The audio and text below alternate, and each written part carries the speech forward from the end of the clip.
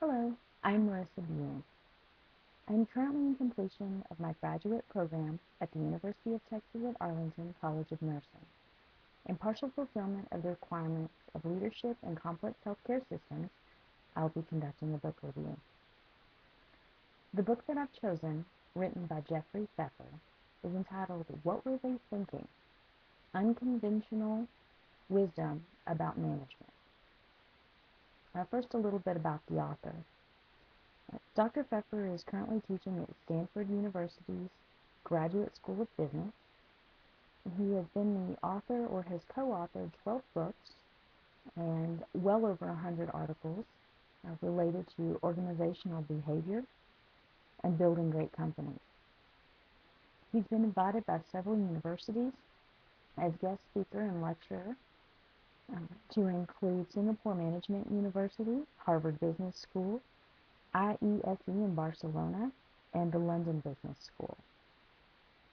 He also tours worldwide, providing executive advice and executive education to businesses around the world.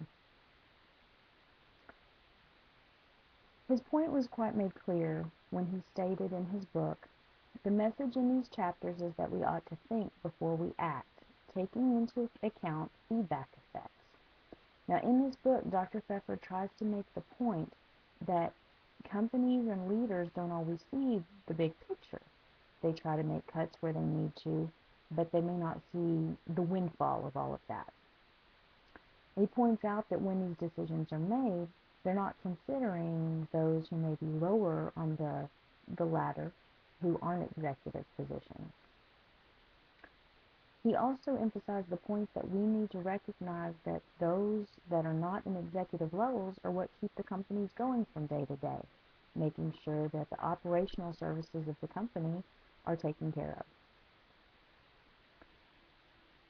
He states that if companies would invest in their employees more, to include education and making them feel that they are a part of the growing company, that then when the company falls on hard times, employees would continue to be loyal to that company, and in turn, the company would not fail but yet succeed despite some of the issues that might be taking place, because the intelligence and the motivation of those individuals that are working hard for the company are well rewarded.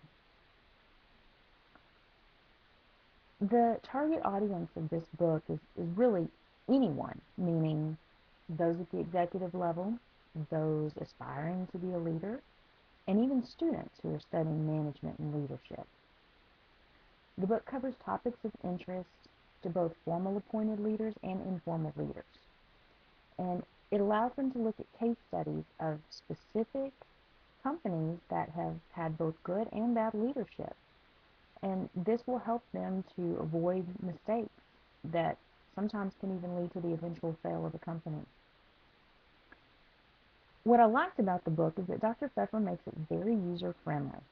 And he writes short chapters that are easy to read, that information is easy to understand, and can be used for virtually anyone. From the outset of the book, even before his critique of companies, he gives the reader some hope. He provides what he coins the term as a blueprint for success, and this involves focusing on employees.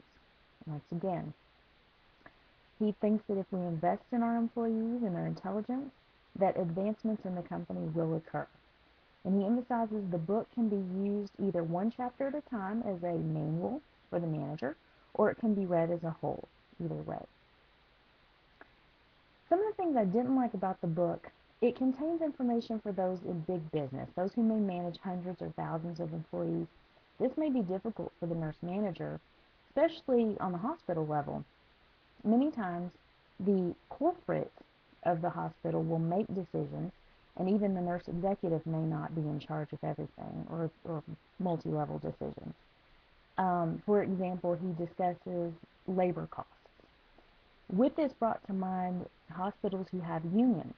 These may be already terms that have been negotiated by corporate at a higher level, and the nurse manager may not be able to change this. And so the nurse manager may not be able to use all of his advice within the book. The other thing I found bothersome is that he rants kind of his own personal issues with airlines and made some of the chapters a little exasperating to read.